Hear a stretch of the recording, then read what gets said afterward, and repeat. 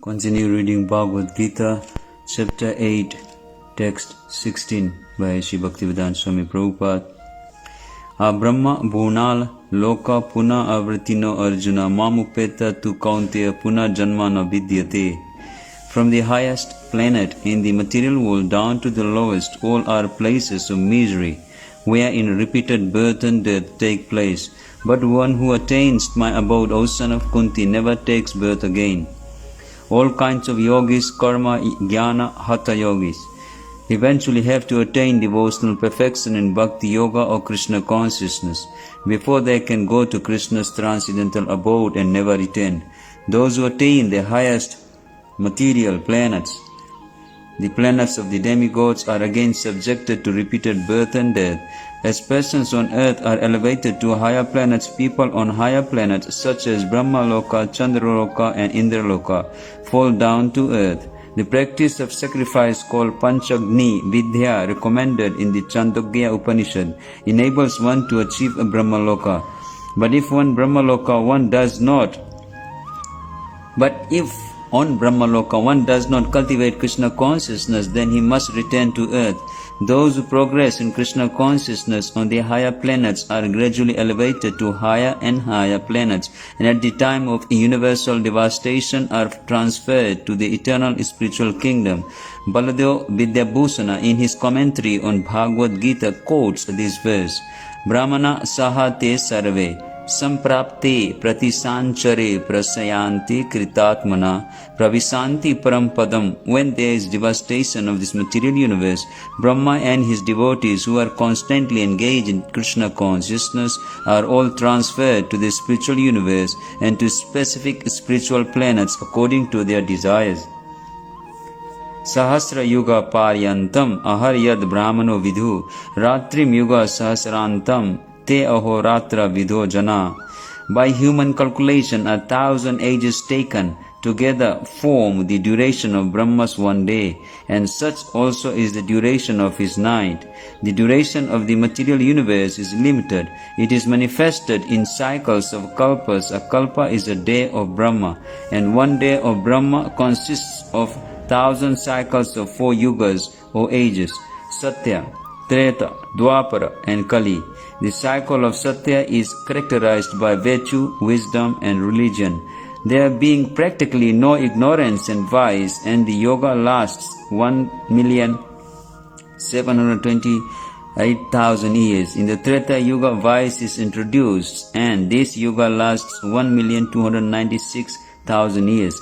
In the Dwapara Yuga, there is an even greater decline in virtue and religion, vice increasing, and this yuga lasts 864,000 years. And finally, in Kali Yuga, the yuga we have now been experiencing over the past 5,000 years, there is an abundance of strife, ignorance, irreligion and vice, true virtue being practically non-existent, and this yuga lasts 432,000 years.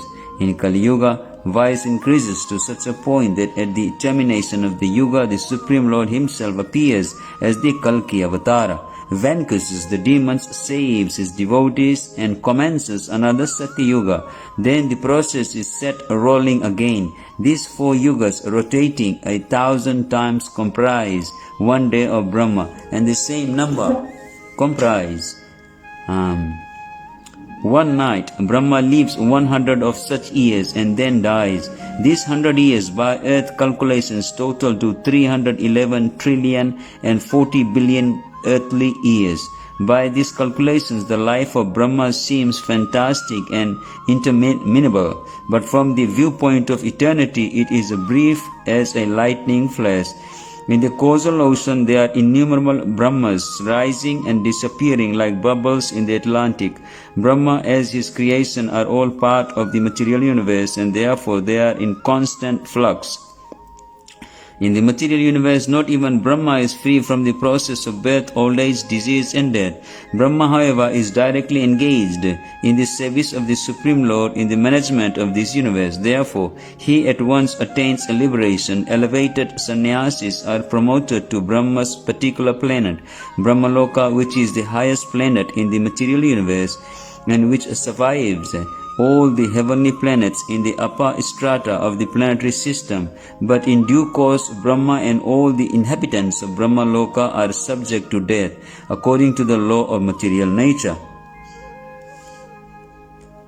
अव्यक्ताद् अव्यक्तायाः सर्व प्रभावन्ति अहर आगमे रात्रि आगमे प्रलीयन्ते तत्रैवायक्ता समज्ञते. At the beginning of Brahma's day, all living entities become manifest and from the unmanifest state, and therefore when the night falls, they are merged into the unmanifest again.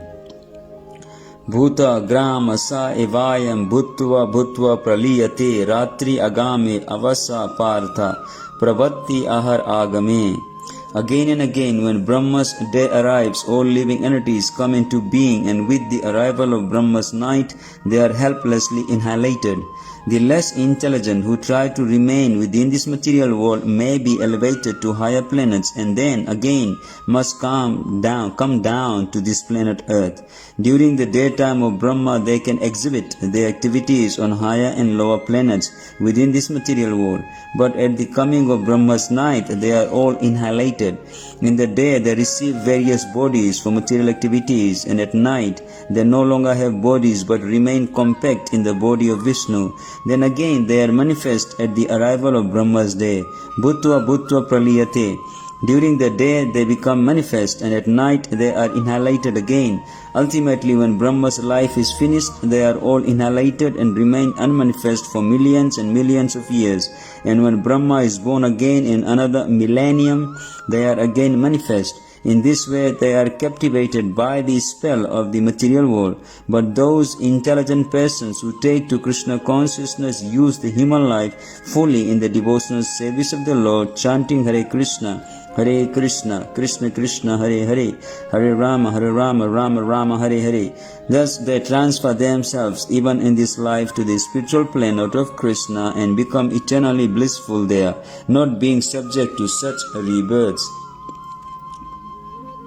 परस्तस्मात्तो भाव अन्यो अव्यक्तात् सनातन यश सर्वेषु भूतेषु न च्यत्सु न विनश्यति. Yet there is another unmanifest nature which is eternal and is transcendental to this manifested and unmanifested matter. It is supreme and is never annihilated. When all in this world is annihilated, that part remains as it is. Krishna's superior spiritual energy is transcendental and eternal. It is beyond all the changes of material nature, which is manifest and annihilated during the days and nights of Brahma. Krishna's superior energy is completely opposite in quality to material nature. Superior and inferior nature are explained in the 7th chapter. Avyakto aksara iti uktastam ahu paramam gatim yam prapyana nivartante tadadhama paramam mama. That which the Vedantists describe as unmanifest and infallible, that which is known as the supreme destination, that place from which, having attained it, one never returns, that is my supreme abode. The supreme abode of the personality of Godhead Krishna is described in the Brahma Samhita as Chintamani Dham, a place where all desires are fulfilled. The supreme abode of Lord Krishna, known as Goloka Vrindavan, is full of palaces made of touchstone. There are also trees called desire trees that supply any type of eatable upon demand, and there are cows known as Surabhi cows which supply a limitless supply of milk. In this abode, the Lord is served by hundreds of thousands of goddesses of fortune, Lakshmis, and he is called Govinda, the primeval Lord and the cause of all causes. The Lord is accustomed to blow his flute, Venum Konantam. His transcendental form is the most attractive in all the worlds. His eyes are like lotus petals, and the color of his body is like the color of clouds. He is so attractive that his beauty excels that of thousands of cupids. He wears a saffron cloth, a garland around his neck, and a peacock feather in his hair. In the Bhagavad Gita, Lord Krishna gives only a small hint of his personal abode. Goloka Vrindavan, which is the supermost planet in the spiritual kingdom, a vivid description is given in the Brahma Samhita. Vedic literatures Katha Upanishad 1.3.11 state that there is nothing superior to the abode of the Supreme Godhead, and that the abode is the ultimate destination. Purusan na param kinchit shakastha Paramagati. When one attains to it, he never returns to the material world. Krishna's supreme abode and Krishna himself are non-different.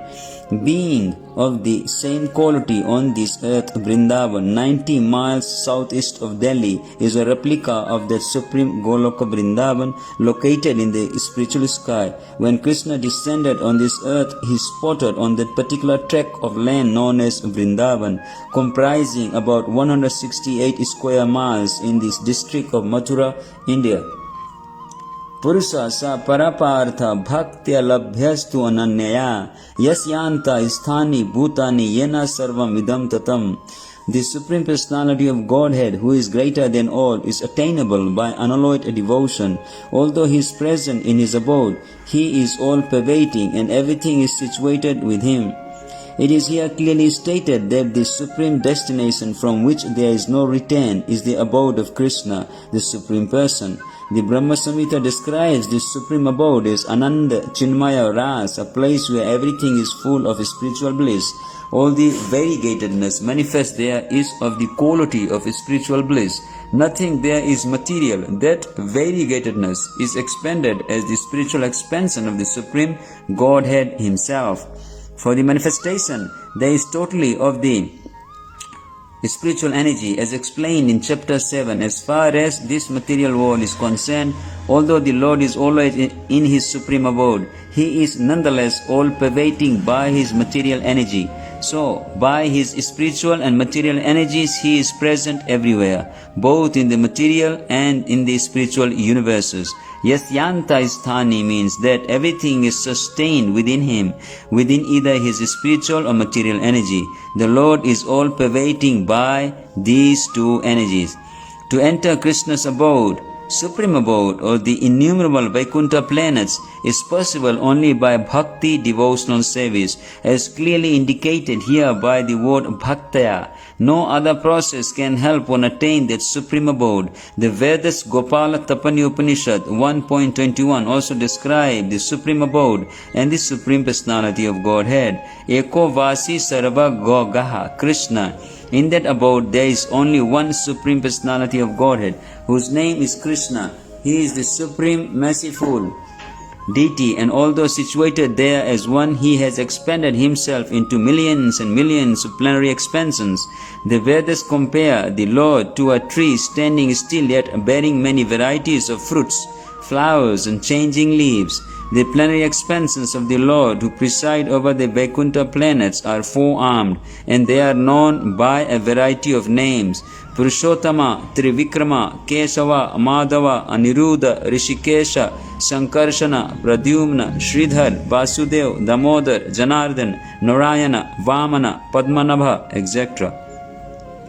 The Brahma Samhita 537 also confirms that although the Lord is always in the supreme abode, Goloka Vrindavan, He is all-pervading, so that everything is going on nicely. Goloka eva nivasati akhilatma bhuta, as stated in the Vedas, Svetasara Upanishad 6.8, Parasya Saktir Vividhaive Sruyate Swabhavika Gyan Bala Kriyacha.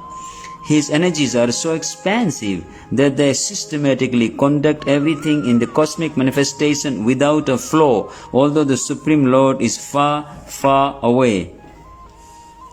Yatra kale tu anavrittim avrittim chaiva yogina prayata yanti tam kalam yakshyami bharatarshabha. O best of the Bharatas, I shall now explain to you the different times at which, passing away from this world, the yogi does or does not come back.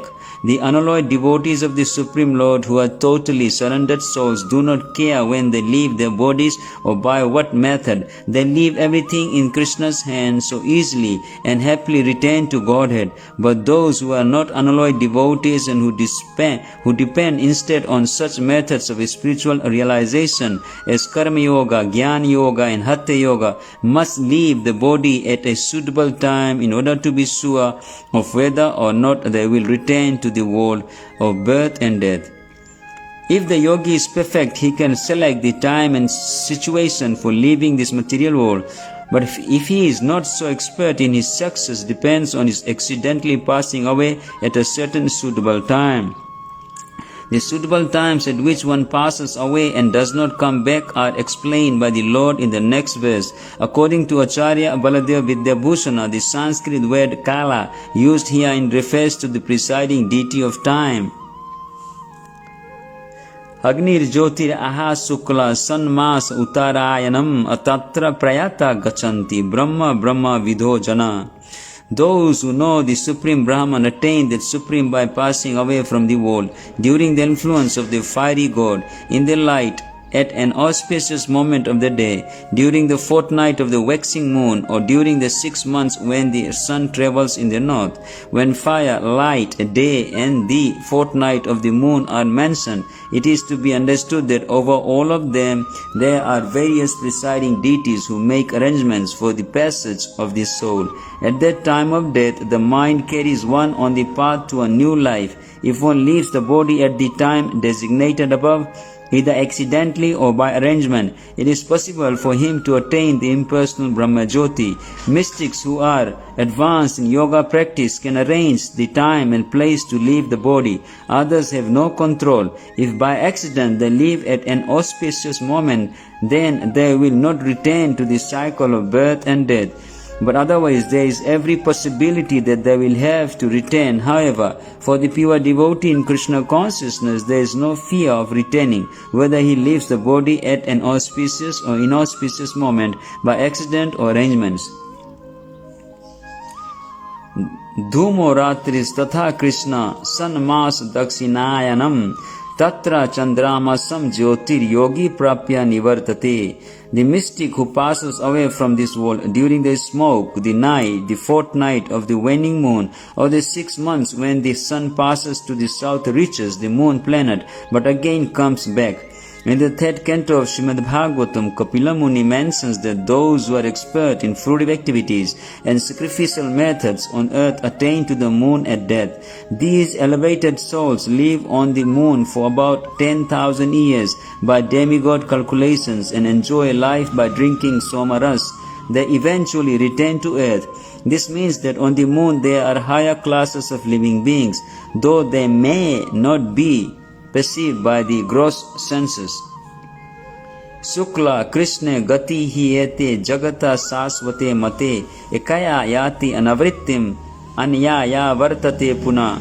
According to Vedic opinion, there are 2 ways of passing from this world, one in light and one in darkness. When one passes in light, he does not come back, but when one passes in darkness, he returns. The same description of departure and return to quoted by Acharya Baladeva Vidyabhushana from the Chandogya Upanishad 5.10.3.5. Those who are fruitive laborers and philosophical speculators from time immemorial are constantly going and coming. Actually, they do not attain ultimate salvation, for they do not surrender to Krishna. Naite isriti partha Janam yogi muyati kaschana tasmat sarvesu kalesu yoga yukto bhavarjunaha. Although the devotees know these 2 paths, O Arjuna, they are never bewildered. Therefore, be always fixed in devotion.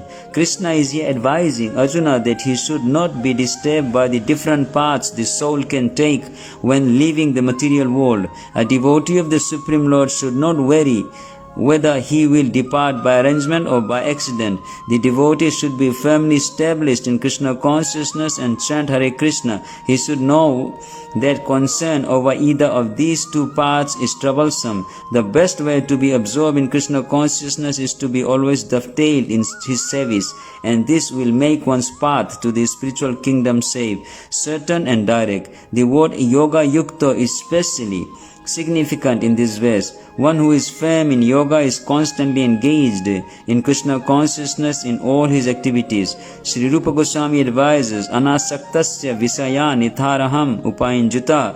One should be unattached in material affairs and do everything in Krishna consciousness. By this system, which is called Yukta Vairagya, one attains perfection. Therefore, the devotee is not disturbed by these descriptions because he knows that his passage to the supreme abode is guaranteed by devotional service. Vedesu yagnesu tapassu chaiva danesu yat punya phalam pradistam atiyeti tat sarvam idam viditva yogi paramisthanam upaiti chadayam. A person who accepts the path of devotional service is not bereft of the results derived from studying the Vedas, performing sacrifices, undergoing austerities, giving charity, or pursuing philosophical and fruitive activities. Simply by performing devotional service, he attains all these, and at the end he reaches the supreme eternal abode. This verse is the summation of the 7th and 8th chapters, which particularly deal with Krishna consciousness and devotional service. One has to study the Vedas under the guidance of the spiritual master and undergo many austerities and penances while living under his care. A brahmachari has to live in the home of the spiritual master just like a servant, and he must beg alms from door to door and bring them to the spiritual master. He takes food only under the master's order, and if the master neglects to call the student for food that day, the student fasts. These are some of the Vedic principles for observing brahmacharya. After the student studies the Vedas under the master for some time, at least from age 5 to 20, he becomes a man of perfect character. His study of the Vedas is not meant for the recreation of armchair speculators, but for the formation of character. After this training, the brahmachari is allowed to enter into household life and marry. When he is a householder, he has to perform many sacrifices so that he may achieve a further enlightenment. He must also give charity according to the country, time and candidate, discriminating among charity in goodness, in passion and in ignorance, as described in Bhagavad Gita. Then after retiring from household life, upon accepting the order of Vanaprastha, he undergoes severe penances. Living in forest, dressing with tree bark, not shaving, etc. By carrying out the orders of brahmacharya, householder life, vanaprastha and finally sannyas, one becomes elevated to the perfectional stage of life. Some are then elevated to the heavenly kingdoms, and when they become even more advanced, they are liberated in the spiritual sky, either in the impersonal Brahma Jyoti or in the Vaikuntha planets or Krishna Loka. This is the path outlined by Vedic literatures. The beauty of Krishna consciousness, however, is that by one stroke, by engaging in devotional service, one can surpass all the rituals of the different orders of life. The words idam viditva indicate that one should understand the instructions given by Sri Krishna in this chapter and the 7th chapter of Bhagavad Gita. One should try to understand these chapters not by scholarship or mental speculation, but by hearing them in association with devotees. Chapters 7 through 12 are the essence of Bhagavad Gita. The first 6 and the last 6 chapters are like coverings for the middle 6 chapters, which are especially protected by the Lord. If one is fortunate enough to understand Bhagavad Gita, especially these middle 6 chapters, in the association of devotees, then his life at once becomes glorified.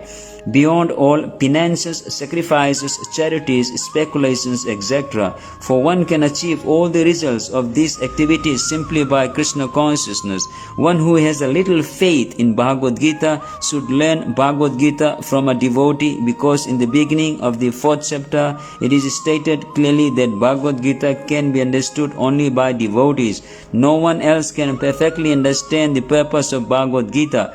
One should therefore learn Bhagavad Gita from a devotee of Krishna, not from mental speculators. This is a sign of faith. When one searches for a devotee and fortunately gets a devotee's association, one actually begins to study and understand Bhagavad Gita. By advancement in the association of the devotee, one is placed in devotional service, and this service dispels all one's misgivings about Krishna or God. And Krishna's activities, form, pastimes, name and other features, after these misgivings have been perfectly cleared away, one becomes fixed in one's study. Then one relishes the study of Bhagavad Gita and attains the state of feeling always Krishna conscious. In the advanced stage, one falls completely in love with Krishna. This highest perfectional stage of life enables the devotee to be transferred to Krishna's abode in the spiritual sky, Goloka Vrindavan, where the devotee becomes eternally happy. Thus end the Bhaktivedanta purports to the 8th chapter of the Srimad Bhagavad Gita in the matter of attaining the supreme abode. Hare Krishna.